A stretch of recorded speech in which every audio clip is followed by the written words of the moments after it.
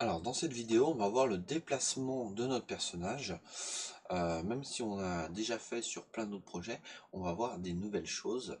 Parce que le but, c'est d'apprendre au fur et à mesure ou avoir des petites astuces pour nos projets. Donc, hop, je vais sélectionner mon personnage. Donc, ce que je voulais vous rappeler, du coup, alors, là, vous voyez, justement, j'avais fait un retour en arrière et du coup, ça avait changé. Si je relance mon jeu et que j'appuie sur deux flèches en même temps, ça part en diagonale. J'ai peut-être été vite la dernière fois. Du coup, dans les directions, vous avez la possibilité de mettre soit 8 directions, donc c'est comme là, du haut, le bas, gauche, droite, mais aussi sur les diagonales. Nous, c'est pas ce qu'on veut dans notre projet, on veut que 4 directions, donc il suffit de cliquer à côté, de mettre 4 directions, et là on pourra aller que du haut vers le bas, de gauche à droite, et ainsi de suite. D'accord? Le fait là de changer cet angle no, ça fait que quand on tourne, notre personnage ne change pas d'angle, il garde toujours la tête vers le haut. Donc voilà. Comment faire pour faire en sorte que notre personnage se tourne? Tout simplement, on va se servir des animations. Hop, des animations. Et là, on va faire par exemple, donc je vais tout de suite le renommer et je vais en faire une qui s'appelle bas. Ok. Pour ça, je vais importer des frames. Alors, chouk dans notre projet, source, voilà. Et dans perso, vous avez différentes animations. Donc là, je suis sur l'animation bas. Moi, je l'appelais descend, mais c'est pareil, hein. Vous sélectionnez tout ça, hop, vous mettez. Et j'enlève du coup la 1, puisque ça suffit très bien. Ok, donc sur mon animation, là, vous avez looping. Donc oui, moi je veux que ça soit yes. Ok, je veux que ça soit en looping. Donc là, on peut très bien prévisualiser. Donc ça fait un effet où notre petite princesse, est-ce que je peux l'agrandir? Non. Notre petite princesse, du coup, elle marche. Très bien. Et ben on va lui faire la même chose en accéléré sur le haut, sur gauche, droite, le haut, hop, import frame, fichier, perso, haut, hop, très bien, on supprime ça, loop, yes, gauche, on fait la même chose. Donc tout ça là, toutes ces ressources là sont accessibles sur le site de codeassemblydev.fr. Donc vous tapez ça sur Google ou n'importe quoi, vous allez tomber dessus, vous faites formation, vous allez dans l'onglet formation, construct 2 et vous avez du coup les ressources. Alors, je ne peux pas faire deux choses à la fois, parler et c'est impossible. Donc toc, personnage, et là on est sur droite. Donc je vais relativement vite parce que c'est de la répétition, donc ça vous n'avez pas forcément à prendre grand chose là-dessus. Donc on peut supprimer, pas de souci. Ce qu'il nous faut maintenant, c'est notre élément clavier, keyboard, d'accord, qu'on insère puisqu'on va en avoir besoin. Alors, ce que je voulais vous montrer aussi, quelque chose de nouveau. Là, je peux très bien effectivement tout coder dans la feuille d'événement. Mais vous avez, je peux vous montrer sur le projet, par exemple. Alors, hop, je l'ouvre, tac, voilà. Sur le projet, voilà, ça correspond à peu près à ça. C'est déjà assez volumineux comme projet, d'accord? Nous, c'est pas le but, c'est pas de faire la feuille d'événement la plus longue, mais il faut que ça soit du coup, comment dirais-je, pratique, en fait, qu'on s'y retrouve. Et pour ça, il y a une petite astuce. Vous pouvez très bien créer une nouvelle feuille d'événement. Je vais l'appeler par exemple mouvement. Alors, je vais laisser event. Et je vais rajouter mouvement. Hop. Et donc là, j'ai ma feuille d'événement et j'ai mon autre feuille. Donc j'ai deux feuilles d'événements. Là, vous allez me dire, bah ouais, mais si tu codes les événements là et que tu codes d'autres choses sur la feuille d'événement, sur le layout, tu peux ne mettre qu'une seule feuille d'événement. Oui, c'est très juste. Sauf que vous allez voir qu'il est possible de faire quelque chose. Par exemple, je vais coder sur l'event mouvement et je vais dire quand la touche du haut, ok, sur mon personnage, je vais jouer cette animation et je vais lui mettre l'animation haut.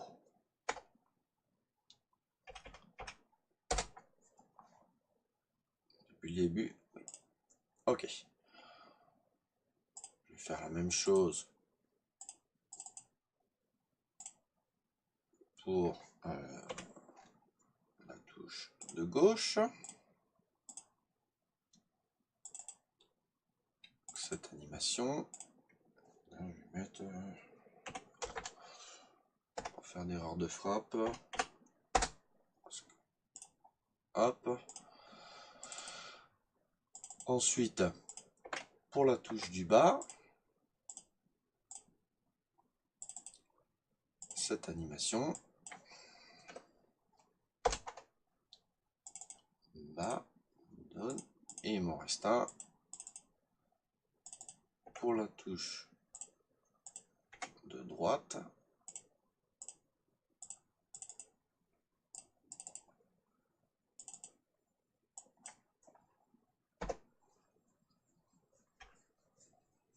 Droite. Ok. Donc là, on a nos éléments. Effectivement, si je lance le jeu, ça ne fonctionne pas. Alors, on a notre élément par défaut qui fonctionne, mais vous voyez que quand je bouge les flèches, les autres éléments ne fonctionnent pas. Et c'est tout à fait normal. Pourquoi? Parce que c'est la feuille d'événement Event Sheet 1 qui est prise en compte dans le layout. Mais si je me mets dans cette feuille justement Event Sheet 1, je fais un clic droit et là, Include Event Sheet.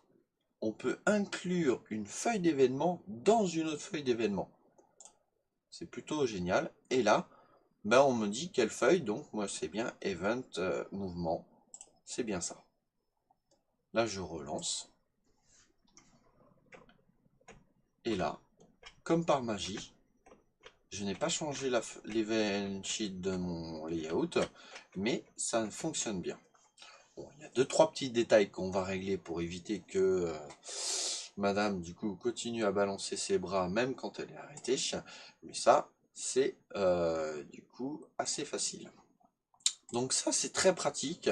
Ça permet de pas surcharger nos feuilles d'événements et bien de faire en sorte d'en avoir plusieurs pour des trucs assez spécifiques. Et vous allez voir qu'on va encore ajouter un autre élément dans une autre vidéo qui est relativement très pratique.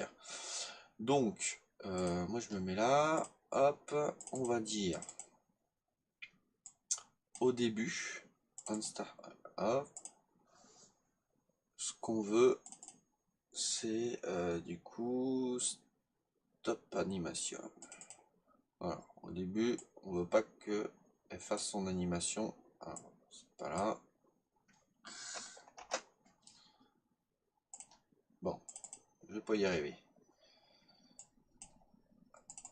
Hop.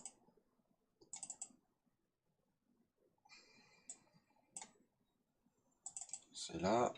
Et c'est parce que j'avais pas tout pris. Voilà. Donc au début, pas d'animation. Ensuite ça, ok, très bien. Et ce qu'on peut faire, c'est lui dire quand toutes les clés sont relâchées, quand toutes en fait les touches, il n'y a plus aucune touche de relâcher, ok. Bah, quand toutes les touches sont relâchées, je veux dire, là, on lui met stop animation, mais avant, on va lui dire de se remettre sur la position initiale euh, de chaque animation. Alors, ça va être beaucoup plus clair si je vous montre. Là, vous voyez, elle a les bras du coup statiques vers le bas, et là du coup elle a les bras un peu vers le haut. Si on arrête l'animation, on fait stop, et qu'elle est dans cette position-là, ça va avoir un effet un peu bizarre. Nous, ce qu'on veut, c'est que ça soit dans cette position un peu statique. Et pareil pour du coup le haut, le gauche, gauche, droite. Pareil, c'est la même chose. Donc ce qu'on va lui dire,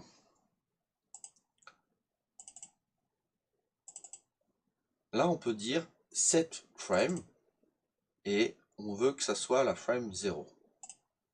Donc ça va tout le temps revenir à la première frame. D'accord? Ensuite, dans perso, on peut faire stop animation. Alors regardez ce que ça donne. Déjà notre personnage, hop.